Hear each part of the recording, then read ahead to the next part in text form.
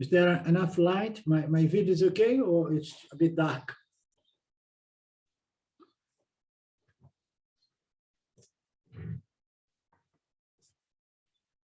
Okay.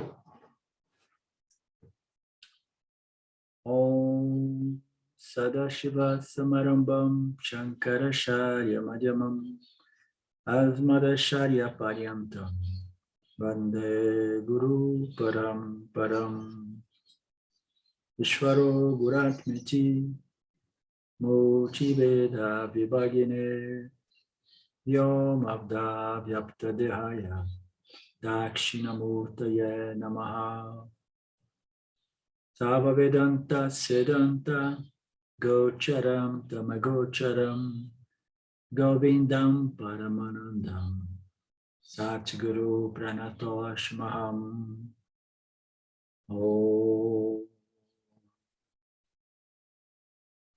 Om Shanti Shanti Shanti Om Namaste. Welcome, my good friends, my Vedanta friends.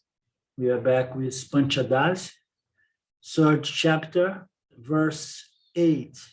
We are covering the discrimination between the self and the 5 koshas, the 5 sheaths. And last class we came to the verse, we came to the Mr. Intellect, which is a reflection of pure consciousness. This reflection pervades the whole body, the entire body.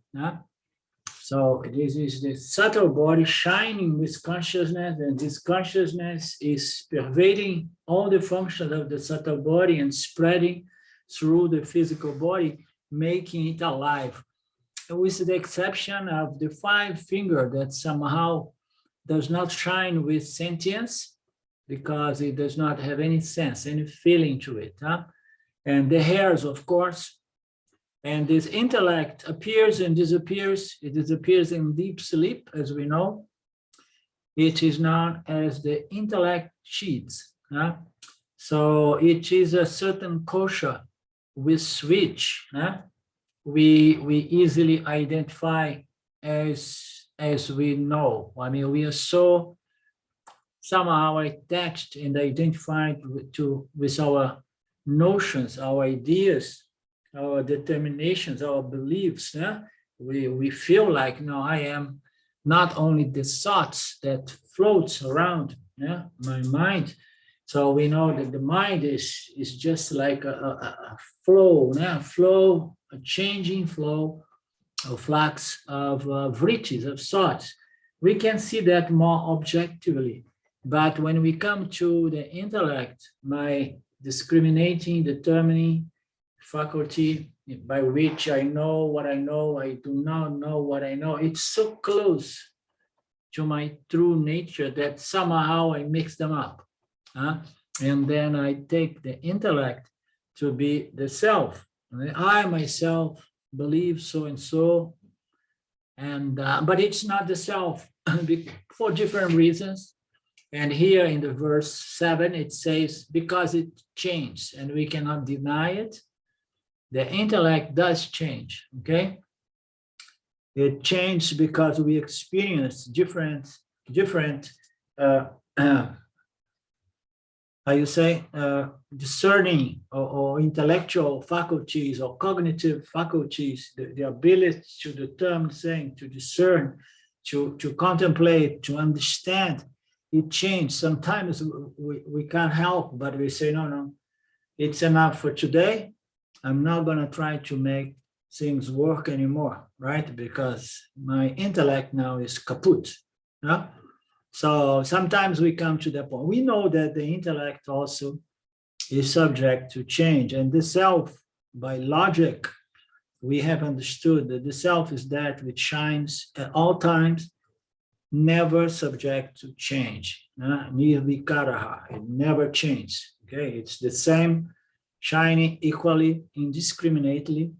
And then what is going to change is all these 5 aspects of the body-mind complex that we call them the koshas or the sheaths. You know? So this we covered last week. Then we came to this nice verse, the verse 8. The inner organ functions as the agent and also as the instrument. Hence, although it's one, it is treated as two, the intellect sheath and the mental sheath. So now we have two aspects of the aham, of this reflected consciousness, let's say, of this atma, of the jiva. We have two aspects. One is the vrit aspect, which are the thoughts. As we know, it begins with the aham thought, or aham vrit, the most primary one, and then the vrit in regards to everything else that we come in contact with. And then we have two aspects of this agent.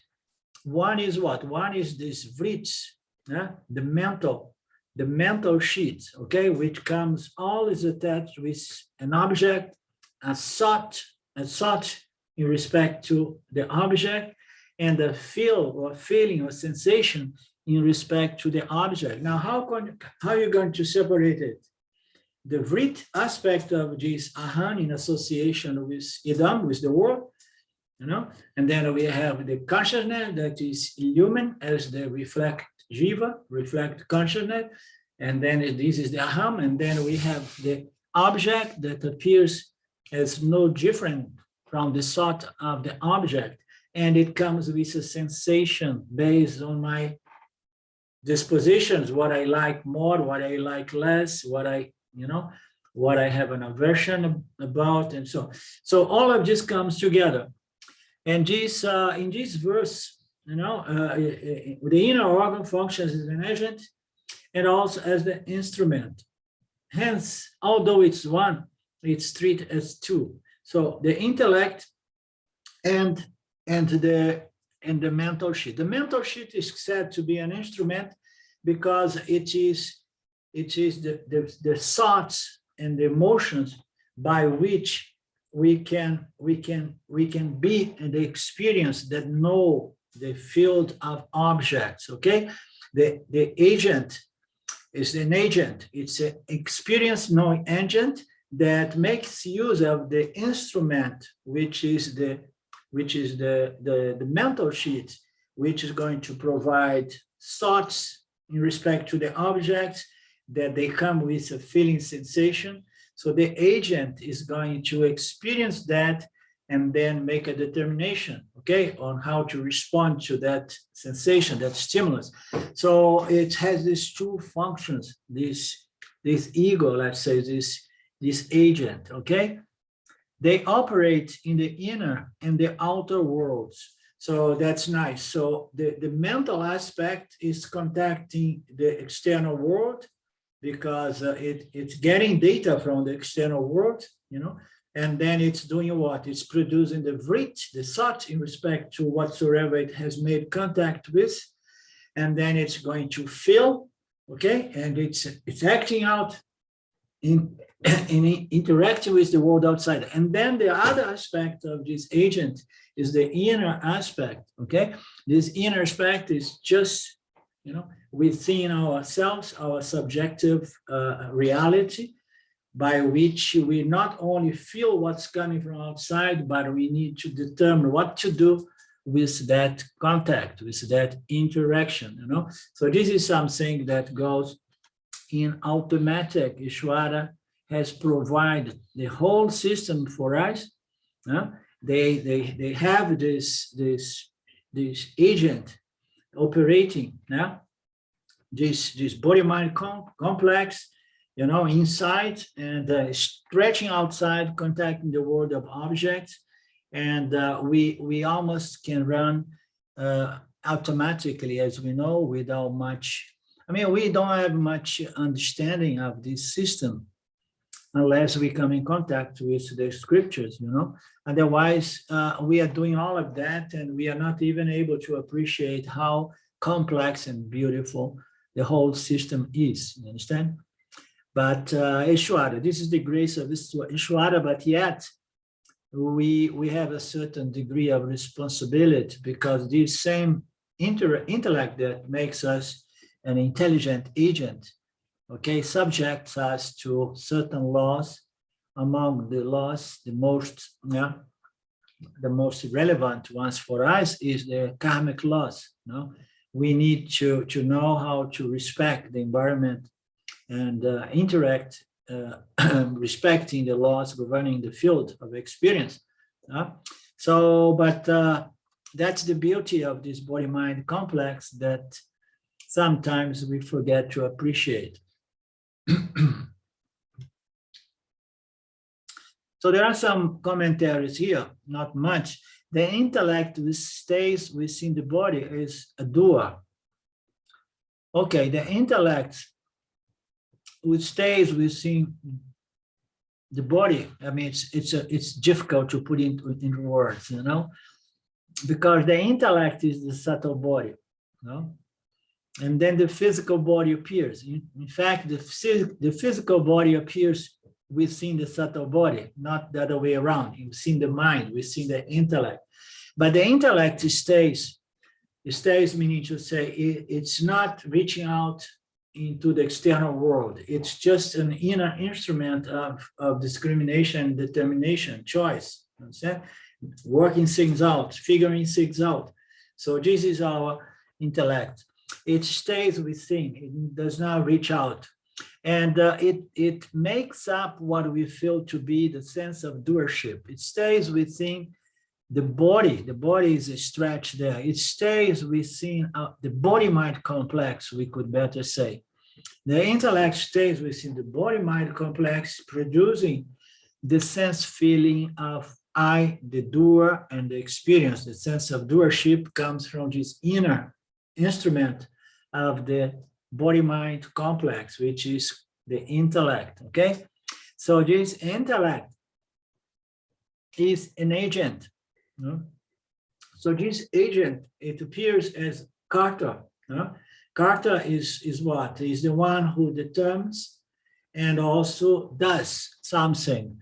And this Karta here, which is the doer, and the one who responds, it's presented at the level of the intellect, not at the level of the ego, as many times we have, depending on our text, is present as the ego. The ego is where the sense of karta, I do and I experience, appears. But in some of our texts, this separation is not presented, okay? So the karta is the intellect in which the sense of ownership and doership occurs. And in fact, when we say here, it is an agent, which is a karta. So the agent who is really exercising free will and the power to discriminate, discern, and determine is already doing something. And he feels like, oh, I am doing this discrimination, I'm doing this contemplation, I'm doing this. So this karta, this sense of I, I, the doer, I, the discriminator, is happening within these intellect sheaths, of course. So it is present here as the agent who does the discrimination and also extends itself to respond through the instruments of actions to present a response into the field of interaction, and the mind is its instrument. So now it's presenting a different analysis here. We say that this intellect is an agent who is the karta, okay, it's the ego, and the mind is its instrument. So now we have the intellect, the determining factor or faculty or principle, okay, the agent. And now we have the mind. So what is the mind?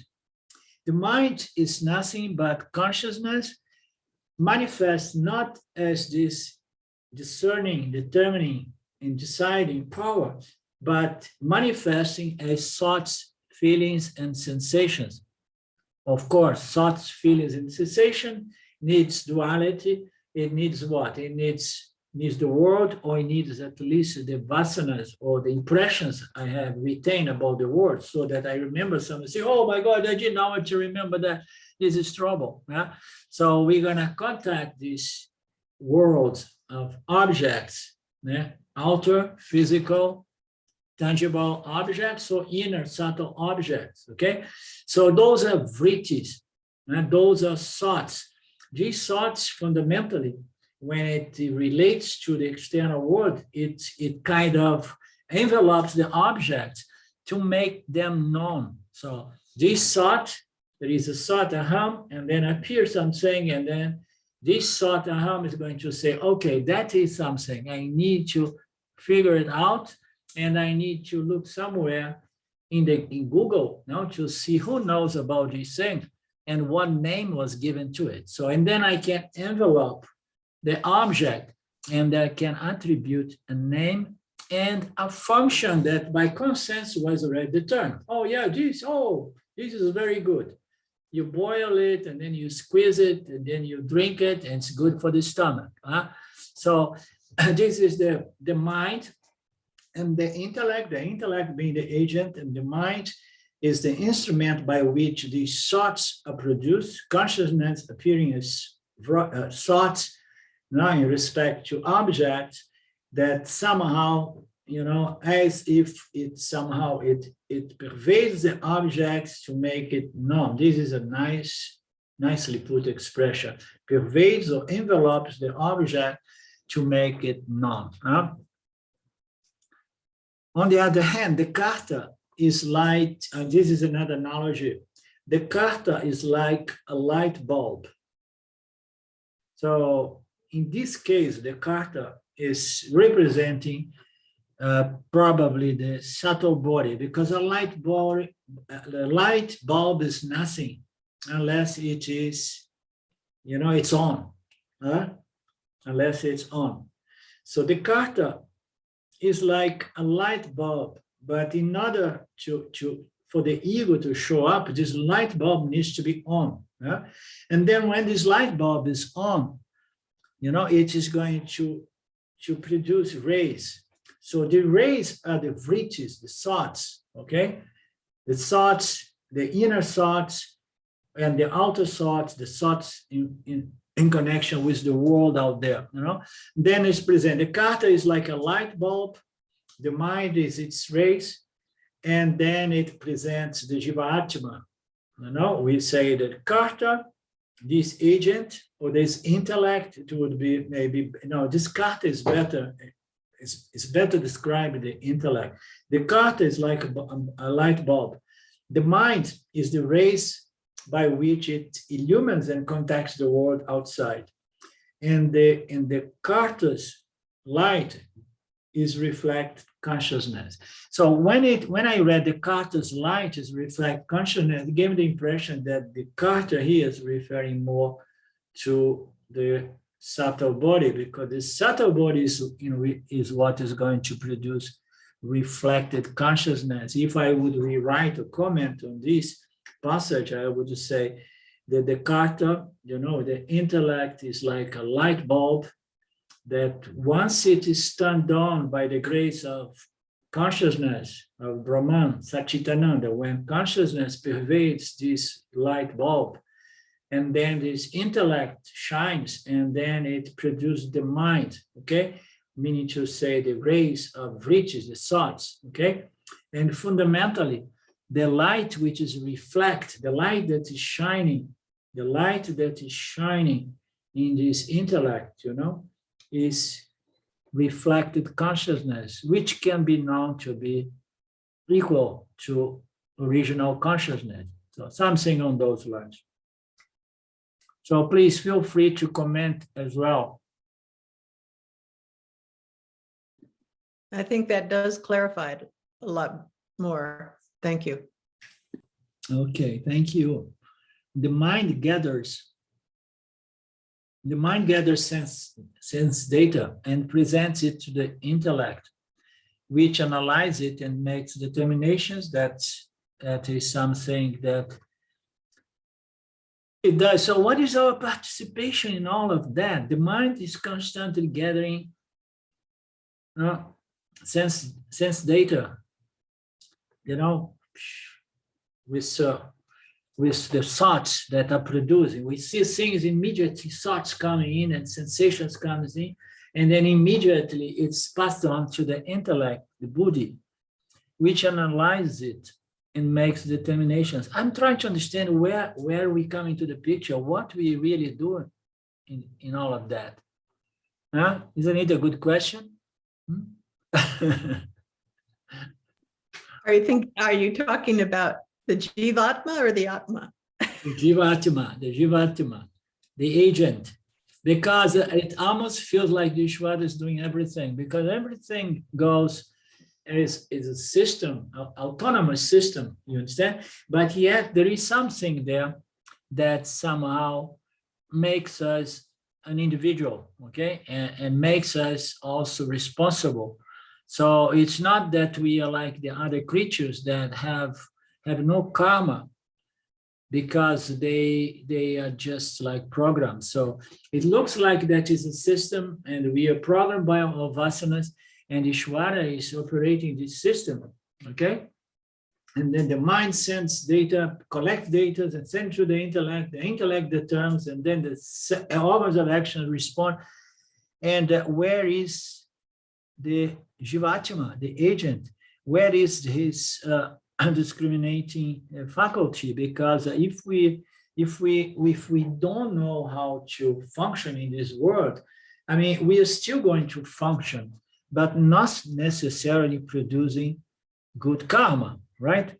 So the point here is that we want to allow Ishvara to work us out, and at the same time we want to say, Ishvara, okay, but you know, I mean, I want to take part in this process, because I don't want to be subject to any kind of prarabdha karma.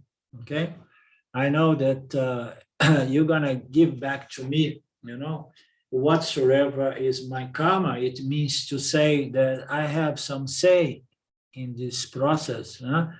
So I want certain things and I don't want certain things. And I understood by now that in order to get what I want, I have first respect your laws, okay, and harmonizing my desires with the desire, the divine desire of the Lord, you know, and then and by the side I need to say, okay, and now I really want what I want. Huh? And what we want? Huh? We want a clear mind. Huh? We want clear mind so that I can assimilate the knowledge of my true nature and be free. Huh? So the Jiva Atma, the Buddha, the intellect, this agent is there observing this process. Once it develops sattva, once it develops merit, punya, spiritual punya, comes in contact with the scriptures, get to have this knowledge, and then say, okay, I understand my responsibility, you know, I escaped me the world, you know.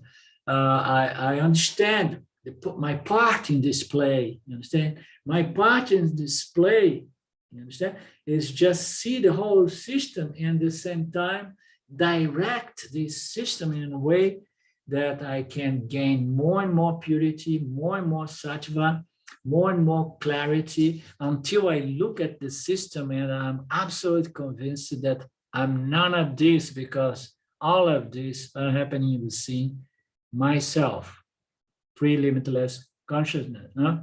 So that's, I would say, is where the Atma of the Jiva comes into play, which if we don't have that subtlety, that sort of intellect, of purity of mind, we're going to run in automatic like most people do. And we never know why things happen the way they happen, you know, because we haven't understood even our own body-mind complex. Isn't it like that, Lynn?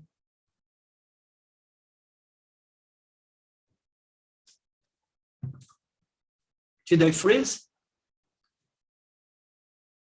I think I froze.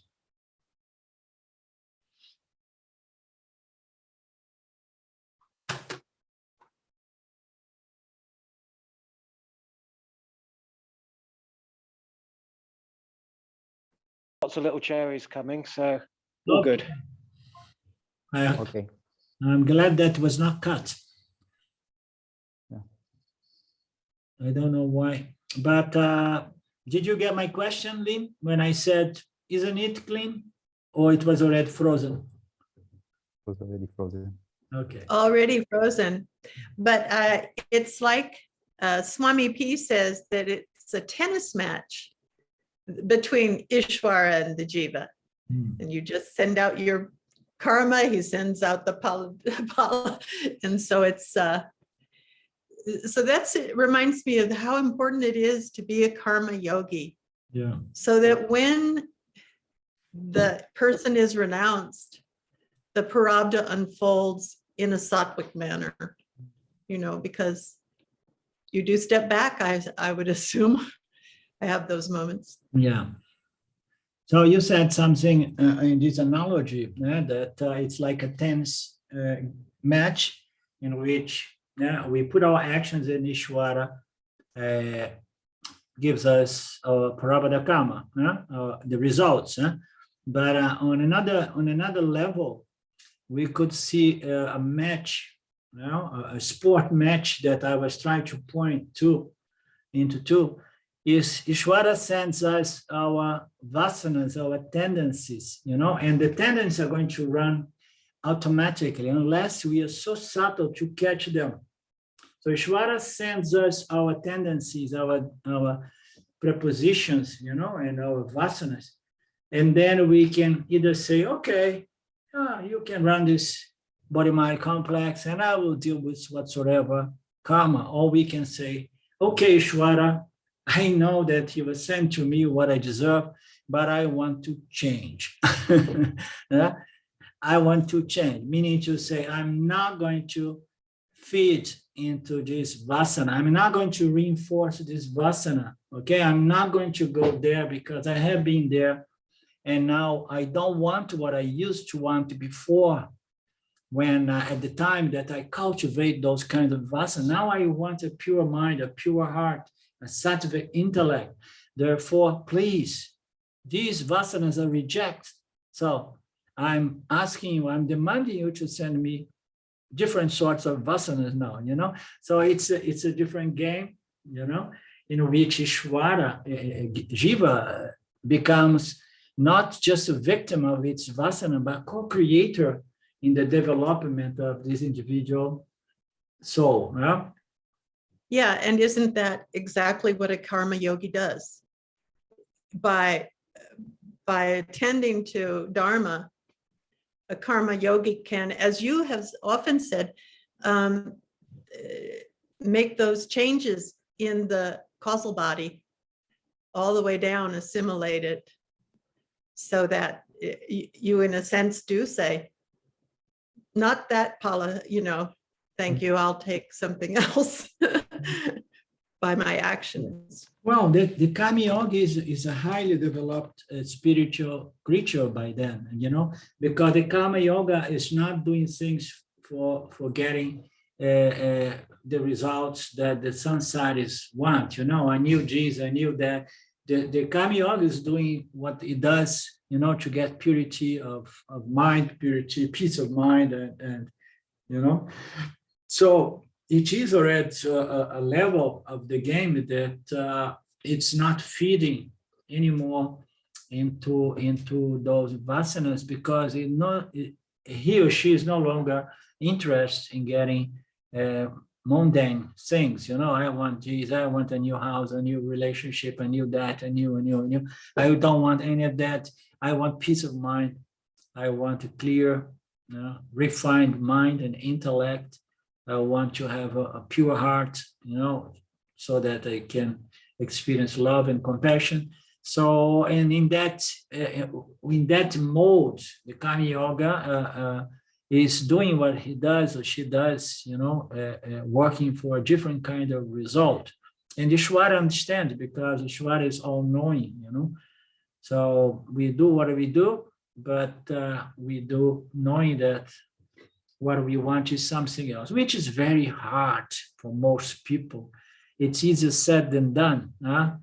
That's why I put the Kami Yoga on a high level as a highly developed spiritual creature, you know, just doing things. And I have only one request, Ishwara. The pala here is peace of mind, refinement, purity, you know, shanti.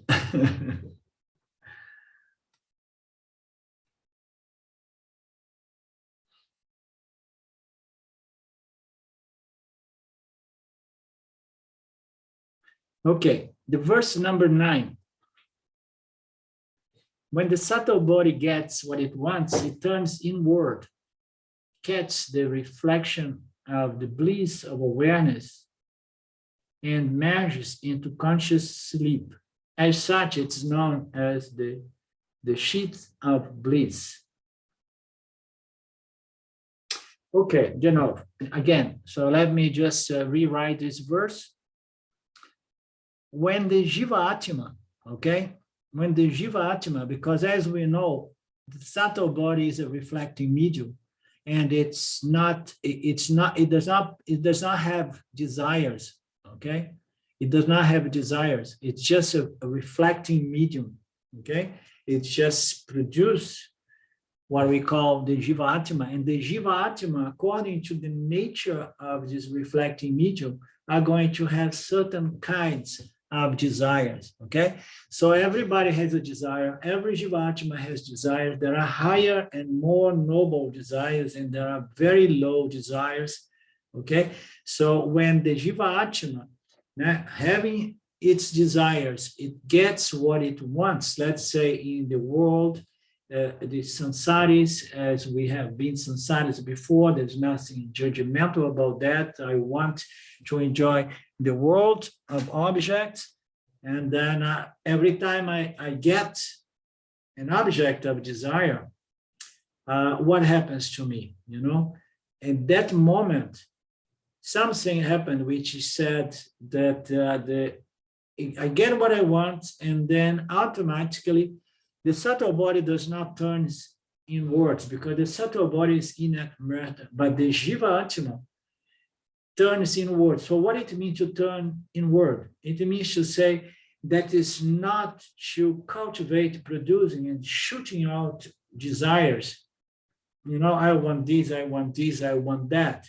Okay. Why? Because I got what I want, and I haven't got any new desire popping in my mind, extrovert my mind, you know, and then my mind remains, you know, resting inwardly, because I'm free of extroversion, I'm free of desire. And then this happens automatically, and we have no clue how it happens. A lot of people there who never studied the scriptures experience this beautiful bliss when they get what they want without having a clue. I got those sensations, those moments that I was all blissed out, and I couldn't understand where the hell did it come from, you know? And it happens because we experience a desireless state of mind due to some vasanas or some guna, you know, movements, or the fact that I want so much something, and then I get something, and then for a moment, you know, it appears as the Atma does not turn outwards, but rests within itself. And then it gets or experience the reflection of consciousness. Experience the bliss of reflection of consciousness would be better put, because the bliss is the nature of consciousness, okay? The nature of awareness or consciousness, howsoever you prefer, is bliss. So now the Atma, the Jiva Atma, gets the reflection of consciousness, okay? And the reflection of consciousness is very blissful, okay? And it is a reflection, it means it is an experience, okay? And it feels like bliss, because consciousness, when it's as purely as possible, reflecting in this reflecting medium, and the reflecting medium is not producing, desiring vritis, or fearful vritis. And then what happened with this Atma, which is reflect? It's just catch this nature of awareness, which is limitlessness or bliss. Yeah? And then we experience this bliss. It feels like we are turning inwards, but it's just because there are no concern, there are no desires and aversions. There is no fear of anything, and there is no desire of anything, And then the Jiva Atma just enjoys this nice, the bliss of reflected consciousness, okay? And merges into conscious sleep. Conscious sleep is very nicely put because there is a very clear distinction here between this bliss in the awakened state. In the awakened state, the mind can be, resolved in a moment, sometimes unexpectedly, sometimes without gaining any desirable object, but the mind changes and then we experience that in the awakened state. So I often say that the bliss, the Ananda Maya Kosha we experience in the awakened state by the means of getting what we want has more value than the Ananda Maya Kosha we experience in deep sleep. Why? Because in the awakened state, we experience this Ananda Maya Kosha, this bliss, okay? When the mind gets resolved somehow, okay? And somehow I'm enjoying these sheets of peace and satisfaction, and my mind is still conscious. And then if I'm really curious, at least I will try to see, where did it come from? I want more of that. No? At least I'm conscious and I'm trying to understand how I could feel this bliss, this peace, this satisfaction. And then not only, and then I start looking at it and I say, oh my God, it is possible, okay? Bliss, peace, and satisfaction is possible. It came to me like that. It left me, and sometimes when I succeed, I get it again. I know it is possible, and there begins the spiritual journey of the individual, because I want to have that, okay, at all times. I want to have a resolved mind at all times, and then we go trying to find this resolution by the means of controlling the mind, controlling this, controlling that, until we understand that we need to do that by means of jnana, knowledge, understanding of our true nature as consciousness, that which is always ever resolved, okay, which is free and independent. So this is the introduction, I would say, to the Ananda Maya Kosha, to the bliss sheets. Yeah, we were looking before and to the, yes, Lynn?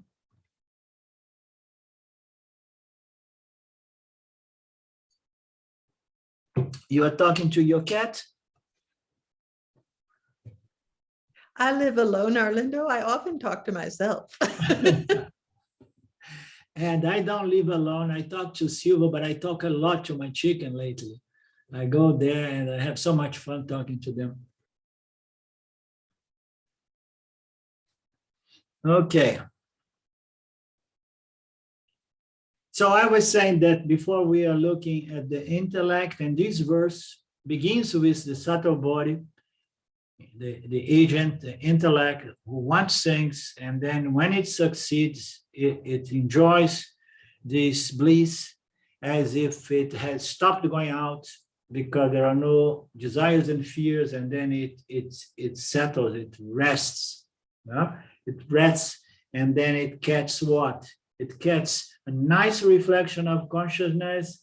And then when the reflection is as pure as it is, it brings with itself the fragrance of the self, which is limitlessness and bliss. So the bliss sheet, Ananda Maya, is an indifferentiate mass of extremely subtle thoughts, vrids, and are turned within and reflect awareness.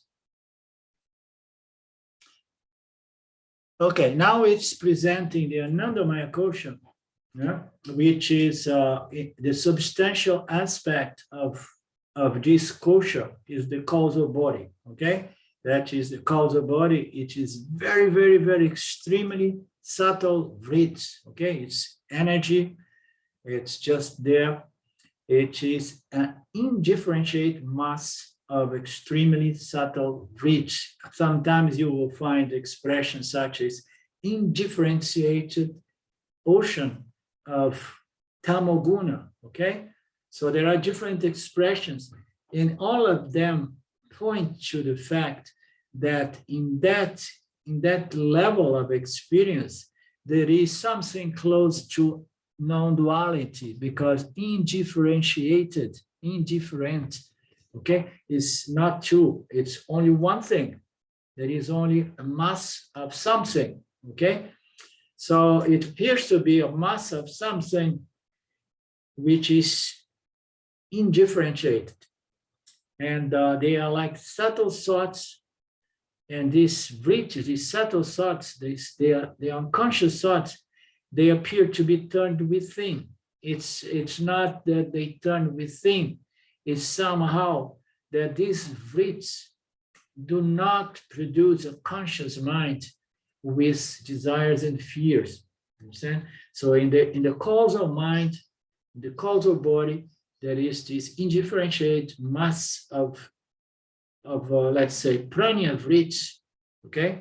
It is still doing something there, producing the experiencing agent called prana in deep sleep, yeah? And it appears as if it's turned in and reflect awareness. So within and reflect awareness, it means that it reflects awareness, okay? But in which way it reflects awareness? We know that in the awakened state, we have our subtle body. The subtle body is there, is our substantial nature, the substantial nature of the agent, of the conscious agent. And this is going to produce conscious vrittis, okay? And it's going to produce what? The aham, the conscious aham, okay? And it's going to present thoughts, feelings, and emotions. And sometimes it's going to present the bliss when the mind is totally resolved somehow, okay? When it gets what it wants. But here, it's talking about this bliss sheath as something like an indifferentiated mass of extremely subtle thoughts, which could be the case even in the awakened state. Imagine the awakened state. Sometimes in the awakened states, we say the mind was resolved, in such a way that we can call this samadhi as the sleeping aspect of the awakened state. You are awake, but you are sleeping into the world. You don't have desires and fears. Yeah? And then the mind is totally resolved. There's nothing bothering your mind. And then we are there, and then we are experiencing Anandamaya kosha. So there is a thought there. There is a flow of thoughts, homogeneous, okay? Thoughts, of the same nature, extremely subtle, okay? They are not even much bringing up this aham, this I know. There is just this sense of existence, okay? As if the mind turned in, but it stopped, turned out. And then it reflects awareness, and the awareness comes with its fragrance producing bliss. This reflection is called shanti, peace, or sattvika vrittis. Okay, now there is something here that's very interesting. When it said that they are called peace, this reflected consciousness, when the mind is totally resolved, okay? So there are some vrits there, but it's not really much anything, okay? And then we have this reflection, it feels so peaceful. Therefore, in this state, the reflect consciousness of the jiva is producing peace, okay? Or it's producing what is called here sattvika vrittis, thoughts which are extremely sattvic. So now, what is this extremely sattvic vrittis or thoughts, okay? So it's clear that in that instance, either in the awakened state or in the deep sleep, okay, there are some vritis in there, okay, but here it's said to be sattvic vritis. So this to me indicates that it's referring to the awakened state, because in the deep sleep, these vritis are mostly tamoguna vritis, okay? Why? Because it does not produce, in conscious mind does not produce, not even this conscious bliss. We have to look into this exposition and understand again the difference between the bliss of the deep sleep and the bliss of the awakening state. In the awakened state, there is a conscious mind, and there are some vritis in there that produce this beautiful reflection. The reflection comes with a sense of peace and ananda, okay? But there is a conscious mind. And then those vritis that are somehow making up the reflecting medium, producing this sense of fullness and bliss, okay? That can only be very subtle thoughts, very subtle contemplative thoughts, which almost never shapes themselves, yet it produces a conscious bliss. Whereas in the deep sleep, there is an unconscious bliss that we know it's there, but it's not really consciously experienced. Does that make sense to you guys?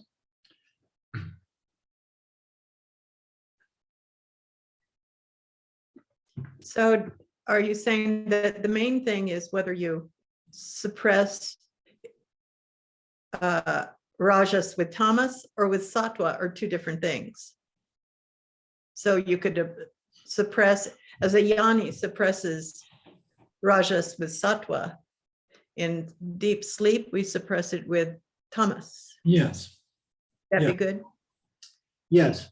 So in awakened state, we know that we at times we experience this peace and this bliss, this satisfaction. And in those moments, there is a lot of sattva. This sattva is this sattva vritis referred here, okay, that produce bliss, experiential bliss in the awakened state, almost as if you would be asleep, you know. There is a passage here that says about the sleep. What is that? Well, it was before, no? So you are awake, but somehow there are some vritis. You are still conscious, but the world almost disappears. And of course, there must be a lot of sattva guna there to produce this pure reflection, free from excess of likes and dislikes, you know, or you know, so dominance of likes and dislikes. You're just like, you know, in that state. So, but in the deep sleep, as we know, we need to develop, we need to Raja should not be within any one of those two experiential blisses. You know? Raja should be out of the picture. Where there is Raja, there is, you know, ripples of desires and fears. So Raja should be out of picture. But we are discussing here the nature of this bliss in the waking state as opposed to the bliss in the deep sleep. In the deep sleep, to begin with, we need to get away from rajas, otherwise we don't sleep. Yeah?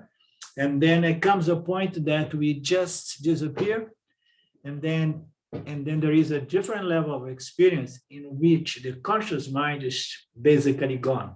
So there is no sense of aham, there is no sense I experience bliss, there is no sense of I and the world, okay? So what is the samadhi, the sahaja samadhi, savikalpa samadhi, all these samadhis? They happen in the awakened state in a mind that is extremely sattvika vritis, in a mode, you understand? And then it produces this beautiful reflection. In the deep sleep, the mind has to move away from rajas, as we know. Rajas is suppressed, and then Tama is going to take over, and then we go into a state in which there is no reflection. There is no reflection as I am blissful, you know. The I is so insubstantial that only in retrospective we infer that we have been there. You understand? So there must be a lot of tamas there and not enough rajas. In both conditions, rajas has to be suppressed. Otherwise, raja is going to produce desires and fears. Okay? Rajas is suppressed in these states. So they are similar to tamasic vritis in that there is no activity. So now in the awakened state, we had this satvaka vritis, okay? Rajas is very much suppressed, and this satvaka vritis that produce bliss is not much different from the tamasic vritis that produce the bliss in the sleep state, in the deep sleep state. Why? Because in both cases, the mind is at sleep. It's producing no activities. That's why it's present as the mind is sleeping while awaking. Okay? That is why it's present as the sleeping aspect of the awaking state. You awake, but your mind is not producing any activity. Okay? It's very close to the tamasic. The sattvika is close to the tamasic and vice versa. But there is a how you say?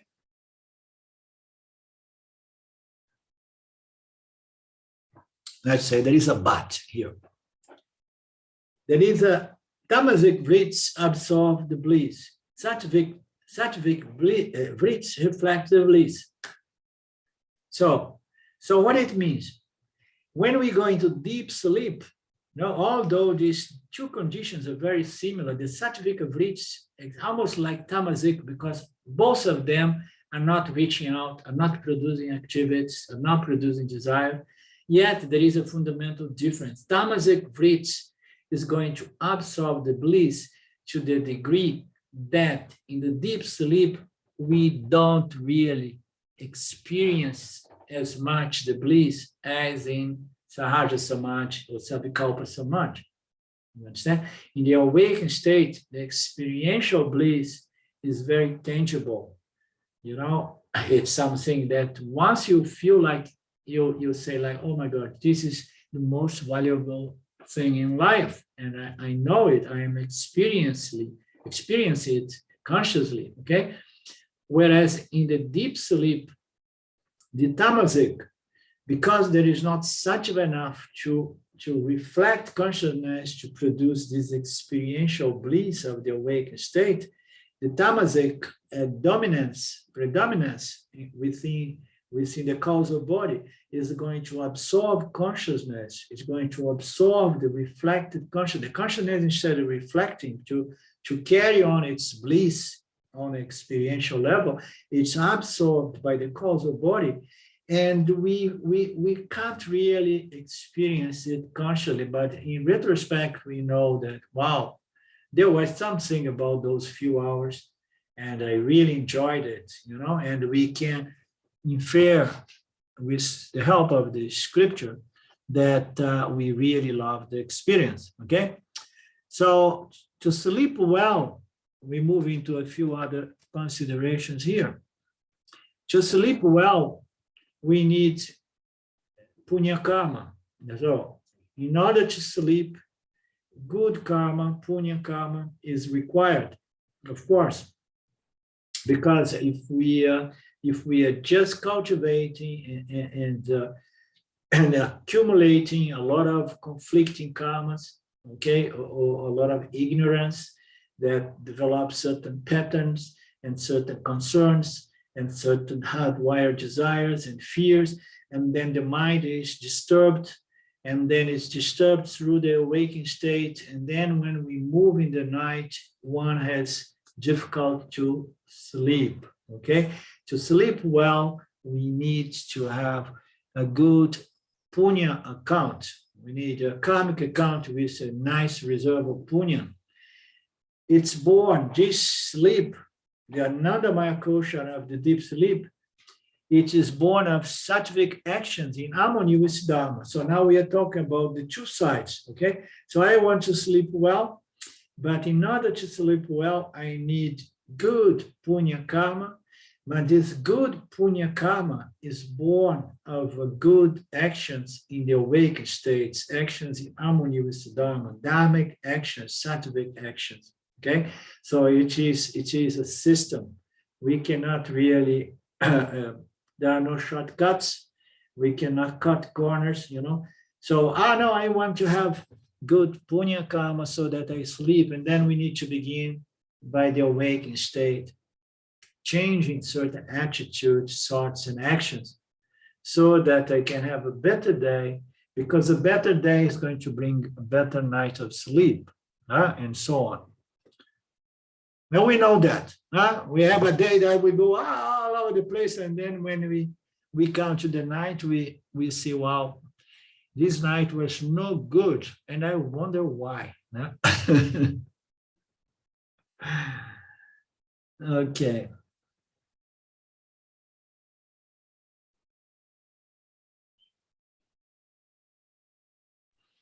Hey, Arlindo. Yep. It makes more sense to me that the quality of the mind is subject to the gunas and the vrittis are the same. So in deep sleep, the mind is tamasic, and in the waking state, in samadhi, the mind is very sattvic. But the quality of the vrittis, to me, makes more sense that they stay the same. Because if it's the anandamaya kosha, the bliss sheath, how can the bliss sheath produce tamasic vrittis? Well, because in that condition, the subtle body, which is the body operating the awakened state, the subtle body, it somehow it shrinks back, okay, unfolds back into the causal body. And then once we come to the causal body, we don't have as much sattva anymore. Okay, the subtle body is very rich. It is the configuration of the subtle body is that we pull Ishvara pulls all the sattvic aspects of the 5 elements to make the subtle body. There is a lot of sight. When we move the state into deep sleep, the subtle body turns into the causal body. And then the reflecting medium is like a tamasic. It's composed by tamasic vrittis, as you said.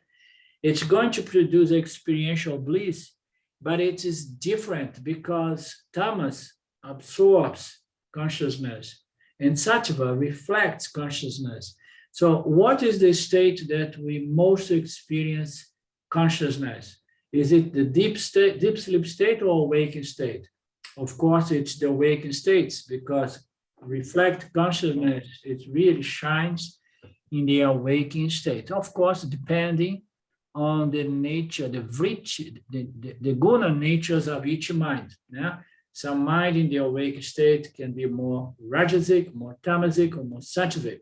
Okay, but when we move into deep sleep, and then the subtle aspect of the subtle body, you know, it gives space or it's suppressed, and then we come into the causal body, which is the body by which we experience the prana experience the deep sleep.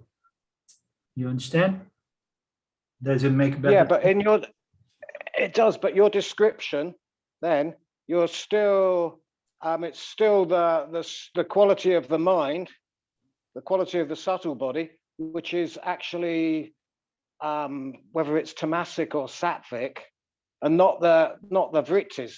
Because what you said is, in the waking state, the quality of the subtle body is sattvic, and therefore you get a much purer reflection and a better reflection. In deep sleep, the subtle body resolves into the causal body, and so you get a tamasic reflection, or no reflection at all, basically. So it's actually the quality of the mind, the subtle body, and not the quality of the vrittis that change. Yeah. Well, the quality of the vrittis here, they present as vrittis. You see, here in this exposition, it's present the vritis. It calls Satyavaka vritis and the Tama vritis, or Tamasic vritis, okay? So the quality of the mind is here is said to be a function of what kind of vritis are being produced, okay? So the mind is more sattvic when there are more sattvic vritis, and these sattvic vritis here, they say it's very subtle, okay? Very subtle vritis, and then sattvic vritis, and they produce shanta, they produce peace, okay? So we can say that it is the gunas because there is more sattva guna, or we can say that there are vritis in both cases, but some vritis are more conditioned, more how you say, more dominated by sattva. They are vritis. Here it is present as vritis because the vritis is what brings about this sense of I am and then the other thoughts. When we go into how you say, samadhi, for example, we are conscious, but yet there is one vritti there that is the aham vritti, the I am, I exist. It is aham, is in there. It is a vritti, and it's called sattvika vrittis, okay? And it's going to produce a nice conscious bliss or peace or shanta, as they say here. And then in the deep sleep, we can say, and then there is tamas, there is no reflection, but here they present as tamasic vritis, okay? Because there are some vritis that are going to be there to constitute the pranya jiva, okay? But it's a kind of vritis that almost like unconscious or subconscious, you understand? It's just a way of saying here is presented as tamasic vritis and sattvic vritis rather than tamoguna and sattvic guna, you understand?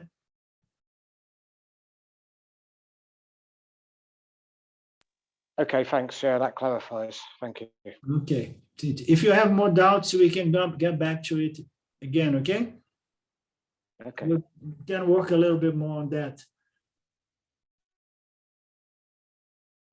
To sleep well, good karma is required. This good karma is born out of sattvic actions, dharmic actions. Rajas is the result of papa karma. Okay, this is a big one. So it's saying that when we are too rajasic, it means that we are experiencing papa karma, okay? Because we are all over the place doing things and overstimulate and so on. So it does not feel good. We heard many times in our texts saying that Rajaguna makes human experience more unpleasant than Tamoguna. Tamoguna, it does not feel as uncomfortable. Rajaguna may feel very uncomfortable, and therefore is said to be the result of Papa Karma. We need to look into all of that understanding. It's not a question that Rajas alone are going to be my experience, because there is no Raja without Sattva and Tamas.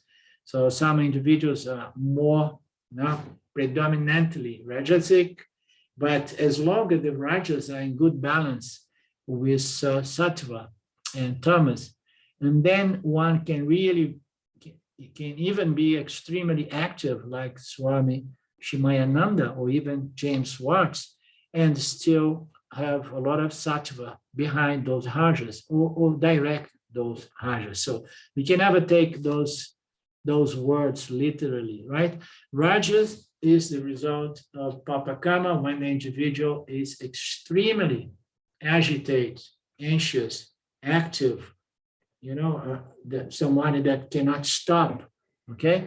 And then the person is experience the result of bad karmas, of papa karmas. So Rajasic people often have trouble sleeping, and that is a fact, as we know. I have experienced that on my skin. Because it's all pervasive, Ananda Maya is present in dreams and awakened state as well. So it's saying that this Anandamaya kosha, okay, which is a level of experience in which the conscious mind is totally resolved, either in the awakened state or deep sleep, in that state, we have this kosha, this level of experience, which is a mind resolved in a way that it reflects consciousness in a blissful way. So this mind is all pervasive. Therefore, this Anandamaya, this quality of mind is present also in dreams and in awakened state, which is a nice statement. Meaning to say, when we are dreaming and when we are awake, still we have a resolved mind at our disposal. It's only a question of managing the gunas, so that I can speak the language of Mark, managing the gunas and keeping the gunas, more sattvic. In the awakened state, in the dream state, we don't have much a say during the dream. But it's important to understand that this quality of mind is available and present through the three states, okay? Because it is the causal body fundamentally. It's a state of total resolution of the mind that can be and it should be obtained in the awakened state as well. When desires are satisfied, the mind becomes sattvic and the bliss is experienced. So we in the awakened state, the desires are satisfied and the mind becomes sattvic and the bliss is experienced. The bliss sheath is both deep sleep and awakened state in the state of samadhi. So the bliss sheath is available both in deep sleep and in the awakened state, the so-called samadhi, a mind resolved as if it is sleeping, but while awake. In both cases, we have what's called experiential bliss. The experiential bliss is not permanent because these cycles, these states, they keep changing, The gunas are going to be changing, and then the mind is going to change its state. So therefore, this state, like any and all state, is not the self because it's not permanently available. Not even the Nirvikalpa Samadhi is permanently available. Okay, so it cannot be the ever-present consciousness. Consciousness is never not present, or it's always permanently present and available. Therefore, these states, this bliss state, this state of resolution cannot be the self. And this is important because a lot of the time we are searching for the self and we believe the self to be the Anandamaya kosha. This is a misunderstanding that most of us do. If you want to experiential bliss in the awake state, you need to experience consciousness, reflect in our awakening mind, resolved by jnana.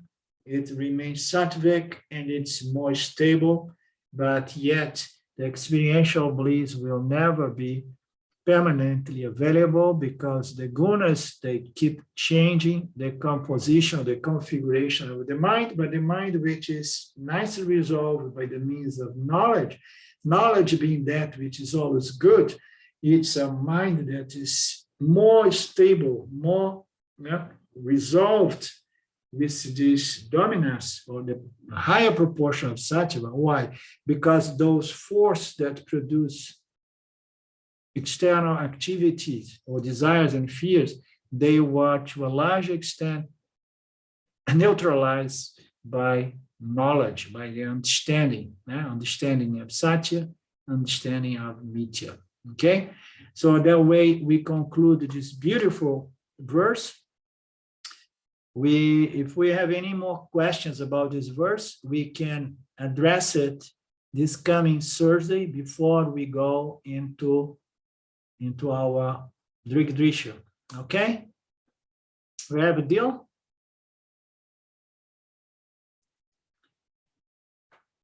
Om Purnamada Purnamidam Purna Purnamudachyate Purnasya Purnamadaya Purnamevavashishate Om Shanti Shanti Shanti.